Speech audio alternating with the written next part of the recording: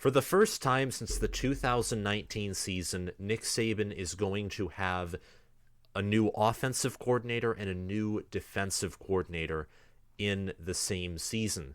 Since that year, he has had two offensive coordinators, Steve Sarkisian from 2019 to 2020, and Bill O'Brien from 2021 to 2022. And Pete Golding has been the head defensive coordinator. Charles Kelly was the co-defensive coordinator and safeties coach for those 4 seasons. Both left after the conclusion of Alabama's 2022 season, which was a huge blowout win for the Crimson Tide, 45-20 in the Sugar Bowl over Kansas State, the Big 12 champions. Bill O'Brien went to be the offensive coordinator for the New England Patriots, along with to be their quarterbacks coach.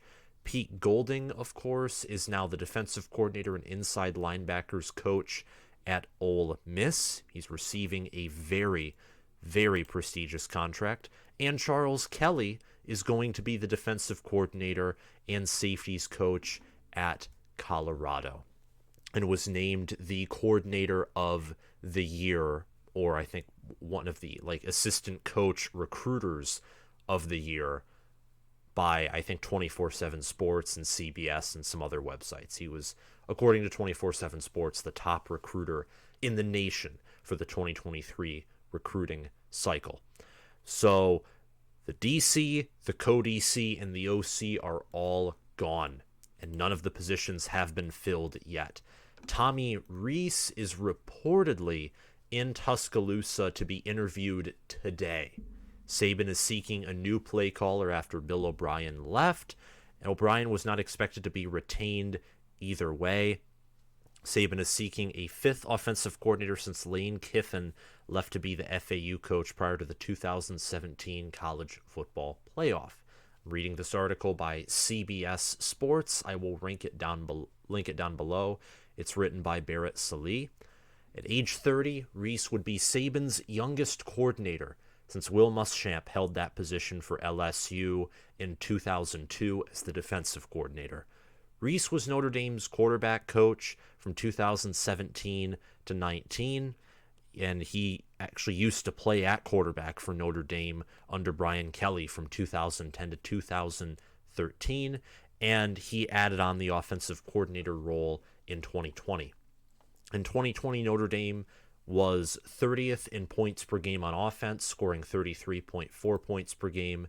In 2021, they were 20th in that category, scoring 35.2 points per game. And in 2022, they were 42nd in that category, scoring 31.8 points per game. Notre Dame, not known for their quarterback or wide receiver play. They're known for their offensive linemen and tight ends. Michael Mayer, arguably one of the best tight ends in the nation, will be departing after this past season. He's going to be in the 2023 NFL draft. He'll be one of the best tight ends out there, future NFL tight end, that's for sure. But Notre Dame is not built to be this offensive air raid spread type of team. They're more focused on defense, trench play, ground and pound. That's especially the identity that Notre Dame seems to have taken in the Marcus Freeman era. He will have a new set of tools and superior players, superior talent, and superior recruiting.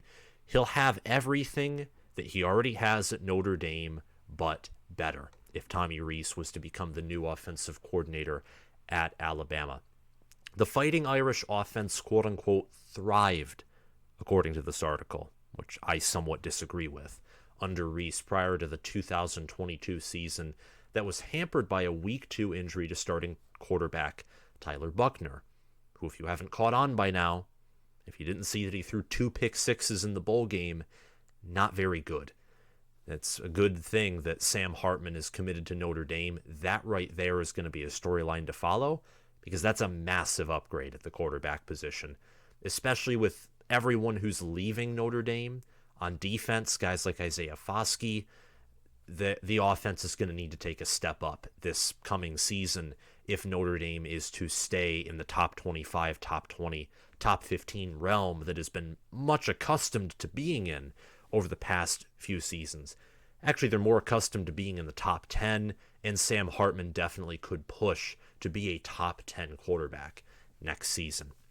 In the other 2 years under Rees, the Irish averaged at least 6 yards per play, and they nearly scored 5 touchdowns per game.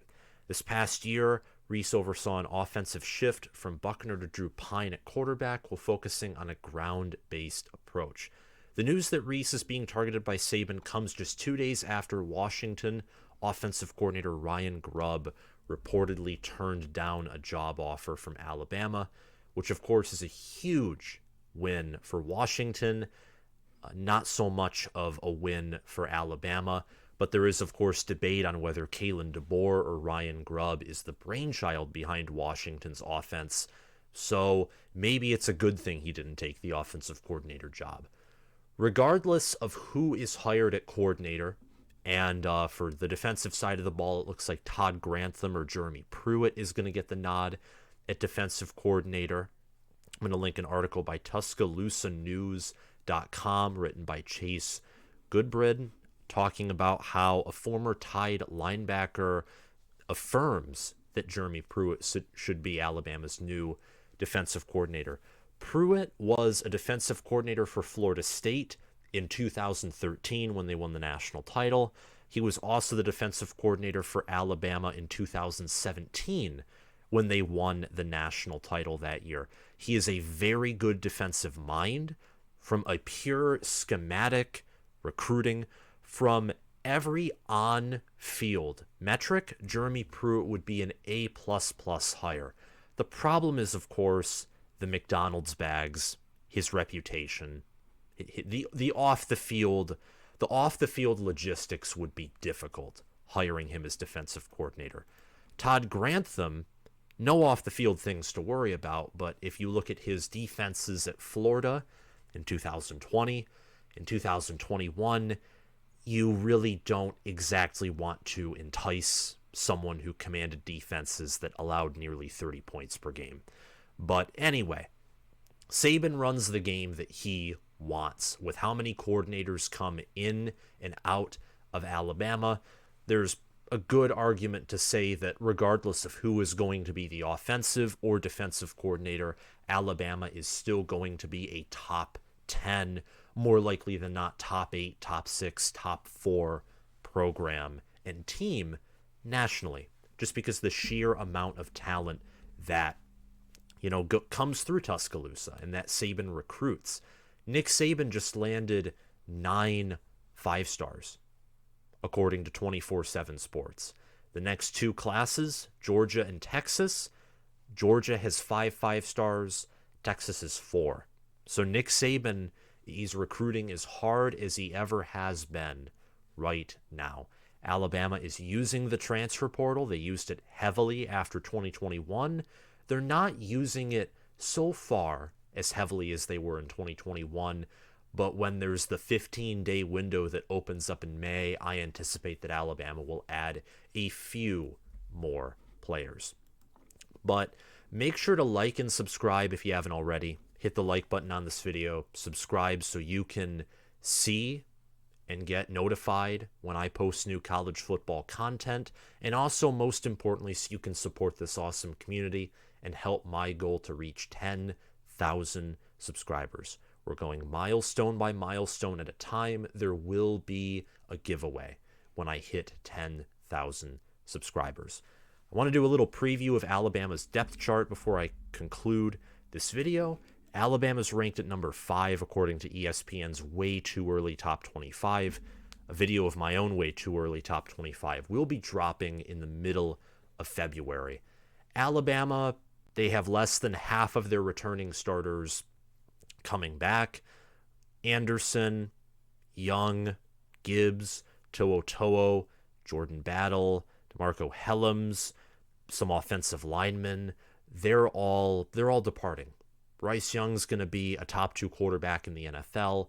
Will Anderson Jr. is a freak on defense. Should have went to the Heisman ceremony in 2021, but he didn't. He is the best linebacker in the country for 2 years in a row, or best, at least, edge player, listed as a linebacker on many sites, but he truly is an edge, pure pass rush kind of guy. Best player at that position in the whole nation. Alabama's losing a hefty amount of talent. So to have them ranked outside of the top 4 and seeing how they performed last year and how they performed in the 2021 regular season, it's expected that Alabama may not be a number 1 or number 2 team in 2023. But they have Nick Saban at head coach. They just signed the number 1 recruiting class by a mile in the nation. That includes guys like Caleb Downs, Jalil Hurley, Tony Mitchell, Keon Keeley.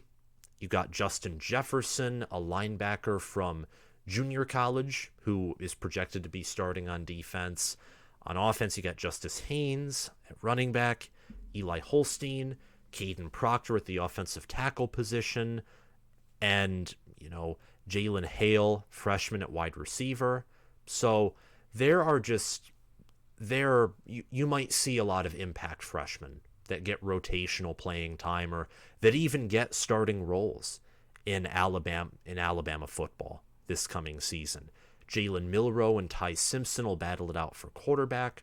Running back's pretty set with Jace McClellan and Roydell Williams. I think that'll be one of the best running back rooms in the nation. Jermaine Burton, Ja'Cory Brooks, Kobe Prentice. They have players at wide receiver. They have 4- and 5-star talent. The defense, specifically the secondary with a freshman talent like Caleb Downs, along with Kool-Aid McKinstry and Malachi Moore returning, should be a great secondary. Alabama, the point of this video is essentially that regardless of who is hired at offensive coordinator and defensive coordinator, Alabama is always going to be threatening for that top spot. Of course, because it's getting later and later into the preseason, there's not even 2 months left until winter is over in late March. I anticipate that coordinators will be hired soon. Time is running out. It would not surprise me at all if Tommy Rees left to be the OC at Alabama, but at the same time, seeing that he is currently coaching at his alma mater, who knows? Jeremy Pruitt or Todd Grantham, I would fully expect them, or one of them, to be hired as defensive coordinator. Jim Leonard, I think, would be a genius candidate, but seeing that he isn't required to look for another job or look for employment to keep his buyout, part of me is thinking that he'll sit for a year and wait for his ideal defensive coordinator, or more likely than not, head coaching job to appear. I would be thinking Rees and Pruitt would be your coordinators for next year, but that's just my guess. That does have that has little to no insider information at all. And that's all I'm going to say in this video. Again, if you liked it, please hit that like button, hit the subscribe button, click the notification bell, and comment your thoughts on this video down below. Thank you guys for watching, and I'll see you all around. Please hit the notification bell so you can get notified when I post future content. Please subscribe to help me get to 10,000 subs. And if you're listening on Spotify, make sure to follow the channel. Bye-bye.